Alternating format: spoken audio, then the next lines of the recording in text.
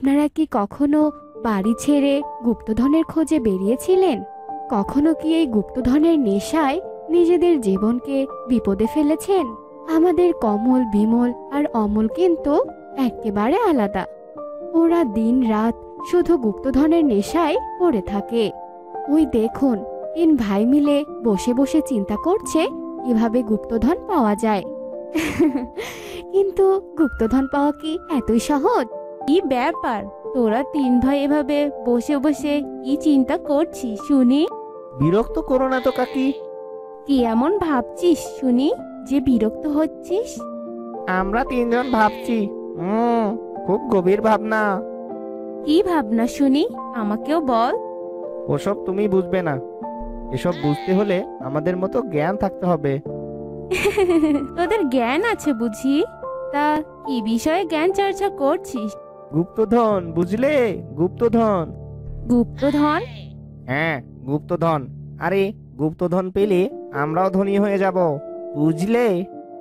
আবার তোরা গুপ্তধন নিয়ে ভাবছিস? আরে বুদ্ধুরাম, ওসব কিছু হয় না বুঝলি। গুপ্তধন পাওয়া কি তোদের মতো পুচকু ছেলেদের কাজ? এসব ভেবে সময় নষ্ট করিস না। তুমি যাও তো এখান থেকে কাকি। আমাদের জ্ঞান চর্চায় ডিস্টার্ব করো না তো। হ্যাঁ, আমরা যত ভাববো তাতে আমাদের জ্ঞান বৃদ্ধি হবে, আর আমরাও গুপ্তধন পাওয়ার পথ পেয়ে যাব। ভাবতে থাক, ভাবতে থাক। তোদের কপালে গুপ্তধনের জায়গায় গরু মিলবে দেখিস। কাকি চলে যাবার পরেও 3 ভাই বসে বসে চিন্তা ভাবনা করতে থাকে। কিন্তু গুপ্তধন পাওয়া কি এতই সহজ? তাই তাদের চিন্তার চাকাও ঘুরতেই থাকে, কিন্তু সামনে এগোয় না। কিরে অমল, বিমল, তোরা কি কিছু ভাবলি? আর ভাবা, আরে মাথার জট খুলছেই না। বলছি অমল, আরেকবার ধাঁধাটা পড়তো। দুধের সাগরে পান্তুয়া, যদি পারো তোমরা, সামনে বড় বড় দালান, তার ভেতরে পাবে তোমরা বিশাল বিশাল পালোয়ান, আর জাদুর দরজা। যদি চাও গুপ্তধন, তবে তাদের হারিয়ে ডুব দাও হাতে রেখে প্রাণ মন। এ তো ভারী চিন্তার বিষয়। এখানে আমরা দুধের সাগর কোথায় পাবো? দুধের সাগর আবার হয় নাকি? তার ভেতরে আবার পান্তুয়া? ই সর্বনাশ! হ্যাঁ, তুই কি এত সময় দুধের সাগর খুঁজছিলি? গাধারে একবারে। হ্যাঁ, সেটাই তো ভাবছিলাম। দুধের সাগর না পেলে পান্তুয়া পাবো কোথায়? ওরে বোকার হদ্দ, এখানে তো ধাঁধা বানিয়েছে। সত্যিকারের দুধের সাগর হয় নাকি? হ্যাঁ, ঠিক তাই। কাকি ঠিকই বলেছে, আমরা মনে হয় গরুই পাবো। হ্যাঁ, তাই তো ভাবছিলাম, দুধের সাগর আগেই খুঁজতে হবে। হাসিস না, আমরা হয়তো এই গুপ্তধন খুঁজেই পাবো না। কত ভাবলাম। ওদের কথার মাঝে হঠাৎ বাড়ি থেকে এসে তাদের পিঠে লাঠির বাড়ি দিতে শুরু করলো তাদের বাবা। ও বাবা, মেরো না। লাগছে। বাবা, মারছো কেন? উফ, লাগছে। বাবা, এ কি হলো? মারছো কেন? পাগল হয়ে গেলে নাকি? লাগছে তো, লাগছে। ছেড়ে দাও বাবা, লাগছে তো। ও বাবা, লাগছে। অত ছেড়ারা, আমি পাগল হয়ে গিয়েছি? তোদের সেই কত সকালে বলে গিয়েছি স্কুলে যেতে, আর তোরা না যেয়ে বসে বসে ভাবছিস। আবার তোদের কাকিকে বলেছিস তোদের বিরক্ত না করতে। হত ছাড়ারা, এচরে পাকা। আমরা গিয়ে মানে গুপ্তধন। হ্যাঁ, গুপ্তধন। ওই ভূত তোদের মাথা থেকে ছাড়েনি এখনো? হত ছাড়া ডান পিটতে ছেলের দল। এই জন্ম দিয়ে বউ আমার ঘাড়ে ফেলে গেল যত সব যন্ত্রণা।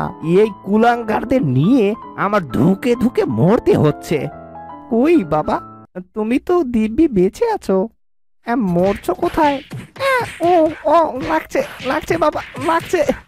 তবে রে বেটা ছেলে, এই দিন রাত চাষির কাজ করে পেট চালাবো, আর তোরা চাষির ছেলে হয়ে গুপ্তধন করে দিন কাটাবি?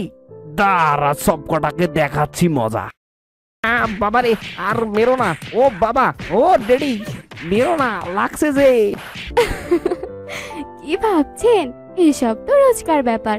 গুপ্তধনের নেশা ওদের মাথায় এমন ভাবে ঢুকেছে যে তাদের বাবার কাছে রোজ রোজ মার খেতে হয়। দিন রাত কোনো কাজকর্ম না করে যদি গুপ্তধনের কথা বসে বসে ভাবে, তবে ওদের বাবারই বা দোষ কোথায় বলুন? তাই সুযোগ পেলেই ওদের পিঠে গুরুম গুরুম লাঠি চালায়। এই গুপ্তধনের নেশা ওদের কিভাবে হলো চলুন দেখে আসি। তারপর কি হলো দিদুন? তারপর সেই চাষির ভয়ে পর তারা দেখতে পেল 40 জন বিশাল তলোয়ারধারী ডাকাত গুহার মুখে থেকে বেরিয়ে চলে গেল। এরপর কি সে ভয়ে পালিয়ে গেল? না না, এরপর সে সাহস নিয়ে এগিয়ে গেল। সেও একইভাবেই ভেতরে ঢুকলো। গুহায় যেই না ঢুকেছে তখনই দেখে চারপাশে শুধু ধন রত্ন, টাকা কড়ি, মোহর। এত গুপ্তধন দেখে সে যা পারলো তাই নিয়ে চলে গেল। তবে আমরাও গুপ্তধন খুঁজবো। হ্যাঁ হ্যাঁ, আমরাও খুঁজবো, আমরাও ধনী হব। হবি বাসারা হবি। তবে শোন, একটা ধাঁধা বলি, এই ধাঁধা যদি মেলাতে পারিস তবে তোরা ধনী হবি।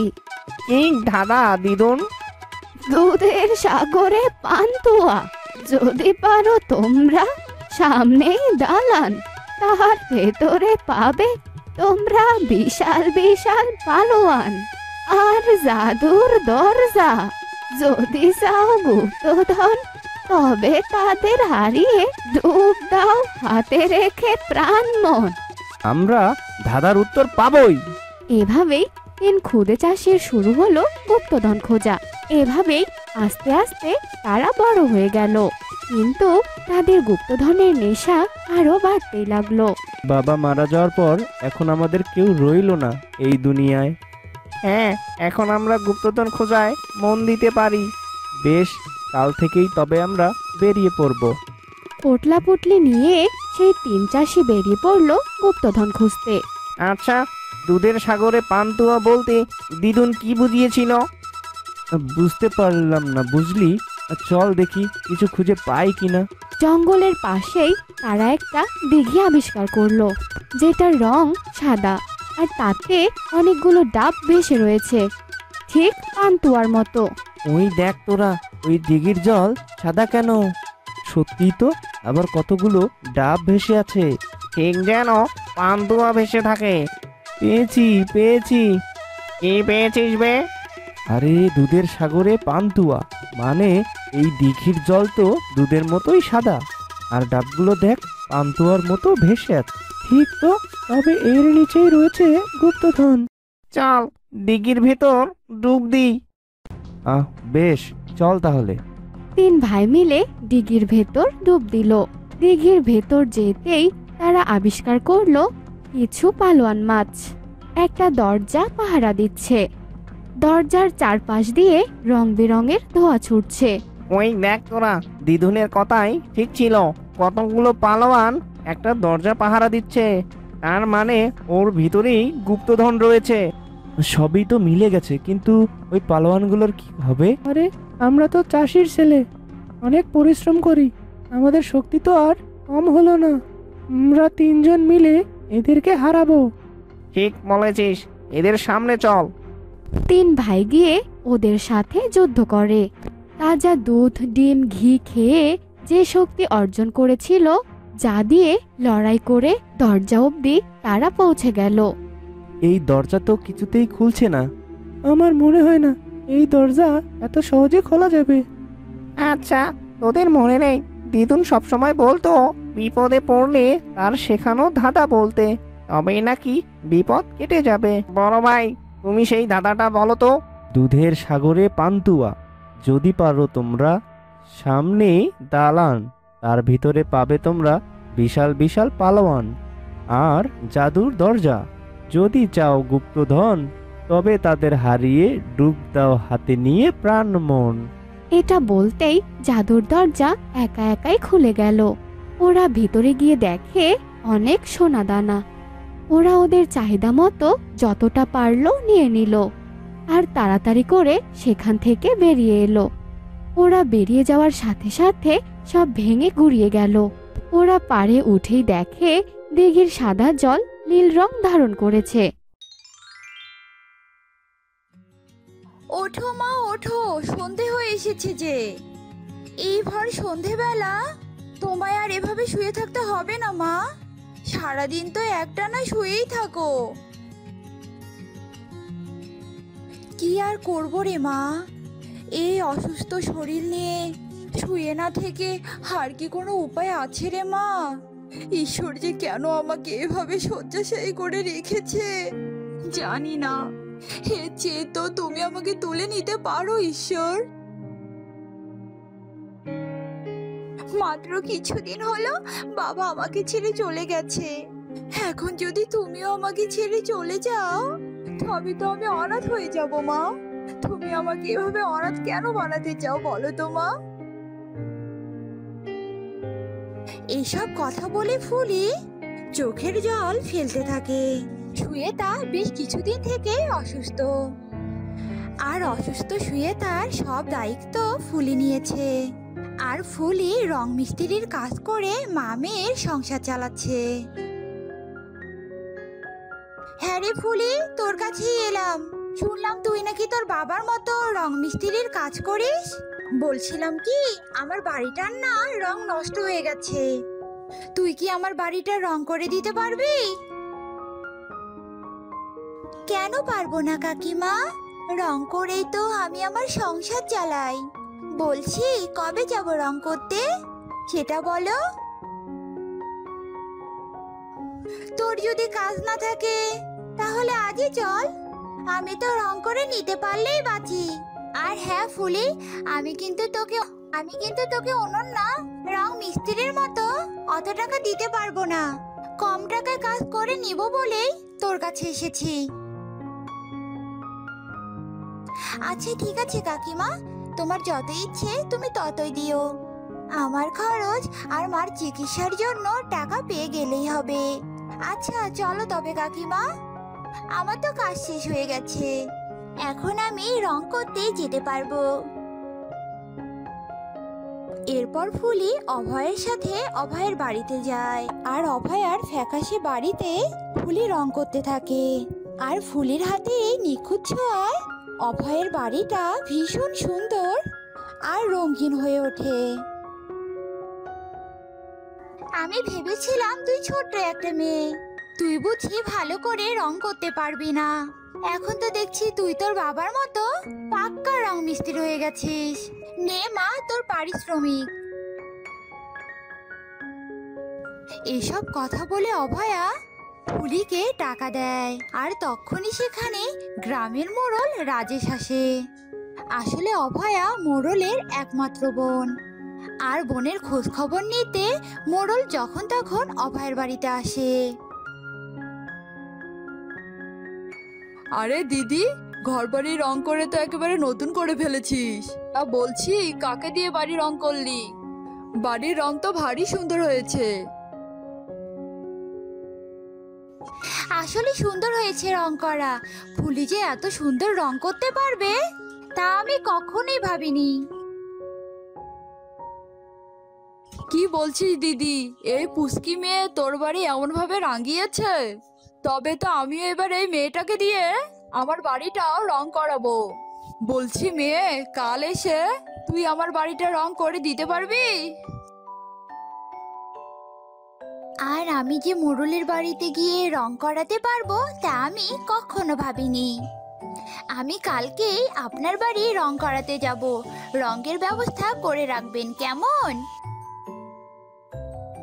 এরপর ফুলি সেখান থেকে চলে আসে। আর পরের দিন সকালে ঘরের কাজ শেষ করে ফুলি মোড়লের বাড়ির দিকে যেতে থাকে। হ্যাঁ রে কালু, তোকে আমি কি কি রং আনতে বলেছিলাম আর তুই কি কি রং এনেছিস? লাল, নীল আর সবুজ রং আনতে বলেছিলাম। লাল, নীল আর সবুজ রং আনতে বলেছিলাম, কিন্তু এই সবুজ রংটা এত ফ্যাকাশে কেন? তুই এই রঙের মধ্যে কোনো না কোনো গড়বড় করেছিস। সত্যি সত্যি বলতো কি ঘটনা ঘটিয়েছিস, নয়তো তোকে কাজেই রাখবো না।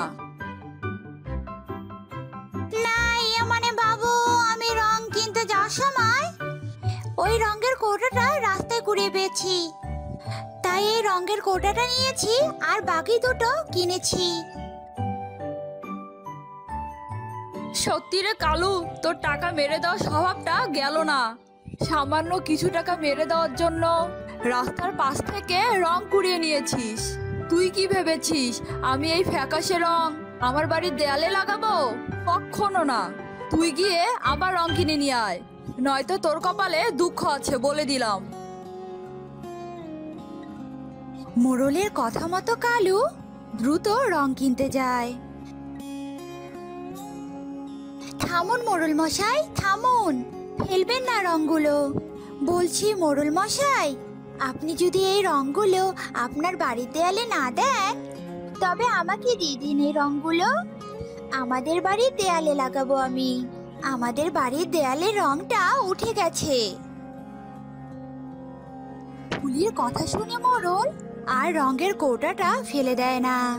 আর ততক্ষণে কালু রং নিয়ে সেখানে আসে আর ফুলি রং করতে শুরু করে দেয়। আর মোড়লের বাড়ি রং করা শেষে টুনির পারিশ্রমিক আর ফ্যাকাশে রঙের কৌটাটা নিয়ে বাড়িতে চলে যায়।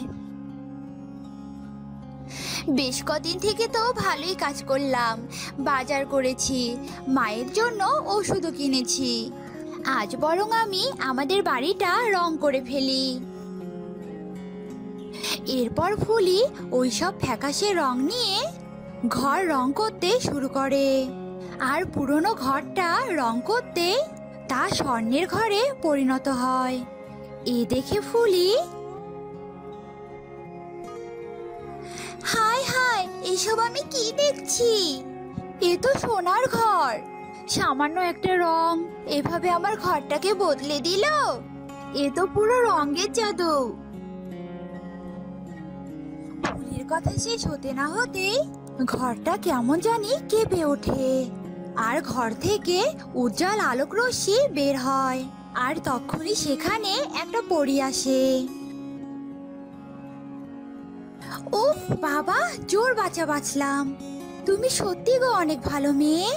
আর তুমি আমায় মুক্ত করে আমাকে বাঁচালে। আসলে কদিন আগে এক শয়তান তান্ত্রিক আমাকে ওই রঙের কৌটায় বন্দি করে রেখেছিল আর অভিশাপ দিয়েছিল যে ওই ফ্যাকাশে রং যদি কেউ দেয়ালে রং করে, তবে আমি ওই রঙের কৌটা থেকে পুনরায় মুক্তি পাবো। অবশেষে তুমি তোমার ঘরের দেয়ালে ওই রং করে আমায় মুক্ত করলে। আর আমার প্রভাবে এই রংটা জাদুই হয়ে গেছে আর তোমার ঘর স্বর্ণে পরিণত হয়েছে। ও তাই বলো, তাই তো বলি, একটা রঙের জাদুতে কিভাবে আমার ঘরটা পাল্টে যেতে পারে। তবে ভালোই হলো, তুমি মুক্ত হয়েছো। এবার তুমি পরিরাজ্যে ফিরে যাও। তা তো যাবই, কিন্তু তুমি যে আমায় মুক্ত করলে, তোমাকে তো পুরস্কার দিতে হবে এখন। এ কথা বলে পরি জাদু করে এক হাড়ি সোনার মোহর নিয়ে আসে আর সেগুলো ফুলিকে দেয়।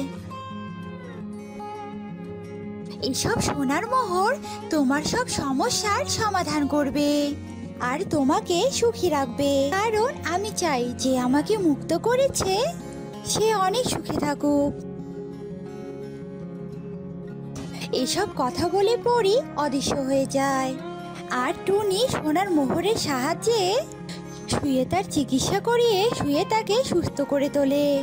আর মোহরের সাহায্যে মা মেয়ে মিলে অনেক সুখে দিন কাটাতে শুরু করে।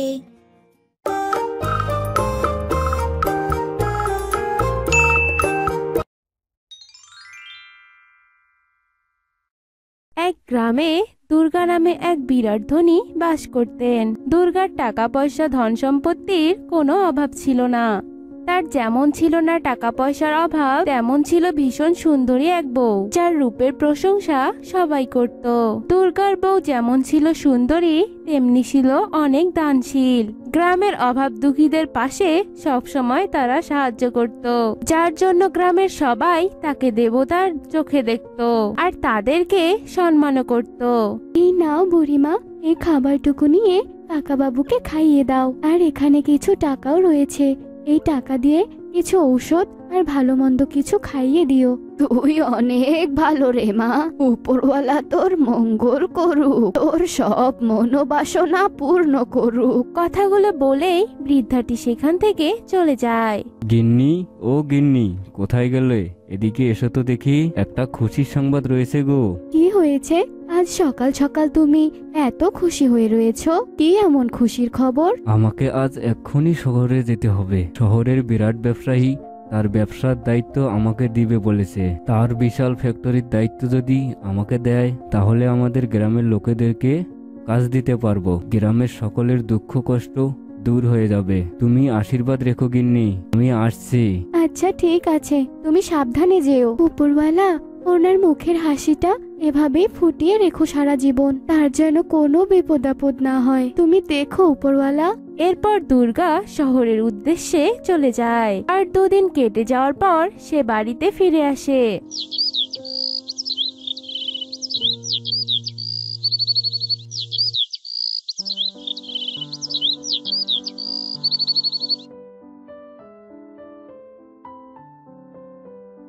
আর সে মন খারাপ করে ঘরে ঢুকতেই, হ্যাঁ গো, তুমি এসেছো? পথে আবার তোমার কোনো বিপদ আপদ হয়নি তো? বউয়ের কথায় দুর্গা কোনো কথা উত্তর দিচ্ছিল না। সে চুপচাপ দাঁড়িয়েছিল। কি গো, কি হয়েছে তোমার? তুমি কোনো কথা বলছো না কেন? মালকিন তার ফ্যাক্টরির দায়িত্ব আমাকে দেয়নি গিন্নি, পাশের গ্রামের এক লোকমানকে দিয়েছে। তোমাকে দেয়নি? কিন্তু কেন? তুমি আমাকে আর কিছু জিজ্ঞাসা করো না গিন্নি, আমি তোমাকে আর কিছুই বলতে পারবো না। দুর্গা সেখান থেকে মন খারাপ করে চলে যায়। আর 2 দিন চুপচাপ কারোর সাথে কথা না বলেই কাটিয়ে দেয়।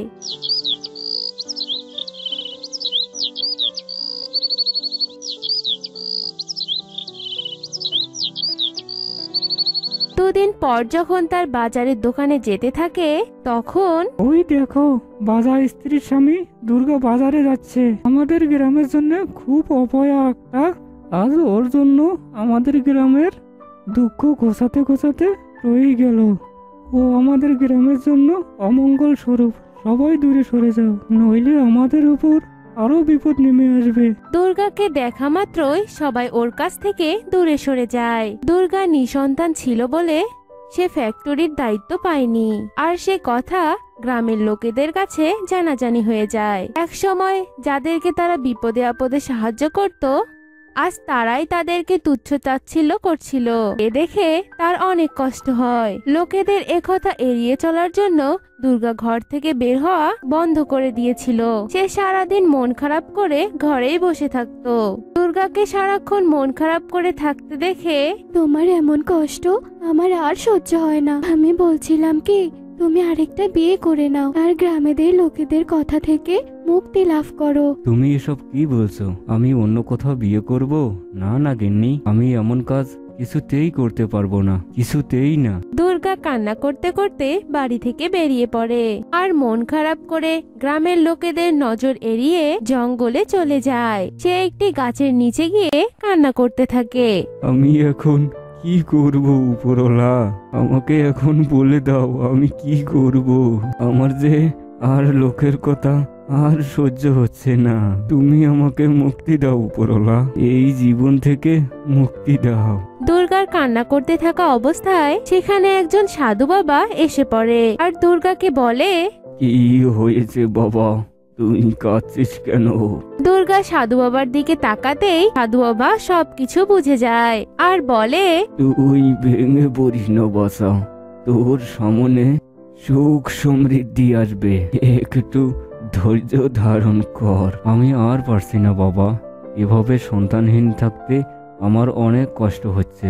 আর পারছি না বাবা, আমাকে আপনি এখান থেকে মুক্তির পথ বলে দিন। ঠিক আছে বাবা, আমি তোকে এই কষ্টর থেকে মুক্তির পথ বলে দিতে পারি, কিন্তু বাছা, তোকে এর জন্য অনেক পরিশ্রম করতে হবে।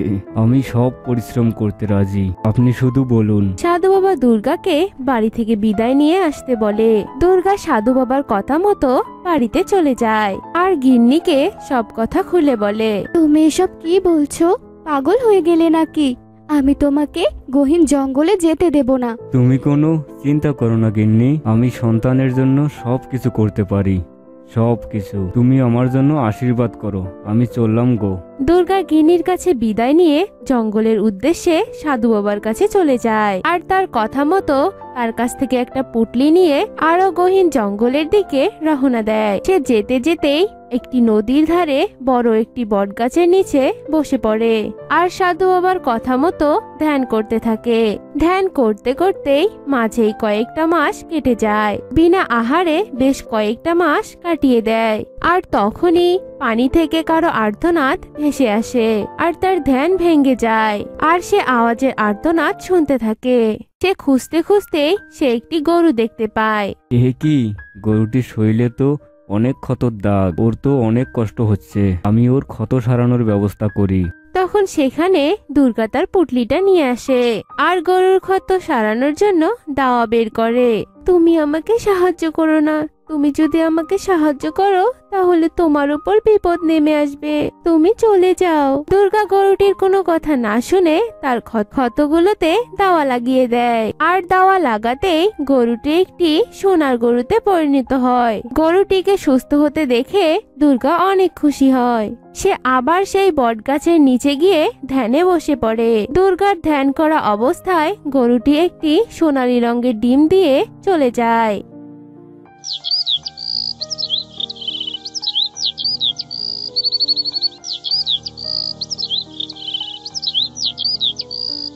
দুদিন পর আবার কারো সাহায্যের আর্তনাতে তার ধ্যান ভেঙে যায় আর সে দেখে তার সামনে মস্ত বড় একটি রূপালী ডিম আর সেই ডিমের ভেতর থেকে আওয়াজ আসছিল, কেউ আমাকে সাহায্য করো, কেউ আমাকে পৃথিবীর আলো দেখাতে সাহায্য করো। ডিমের এমন কথা শুনে দুর্গা ডিমটিকে পুটলিতে তুলে নিয়ে সাধু বাবার কাছে চলে যায়। তুই পেরেছিস, তুই সফল হতে পেরেছিস, তুই বাড়িতে ফিরে যা, তোর মনোবাসনা পূরণ হবে বাবা। সাধু বাবা কথা বলতেই দুর্গার শরীরে এক আলোর ঝলক এসে পড়ে। দুর্গা সেখান থেকে বাড়িতে চলে যায় আর এর মাঝেই কেটে যায় কয়েকটা মাস।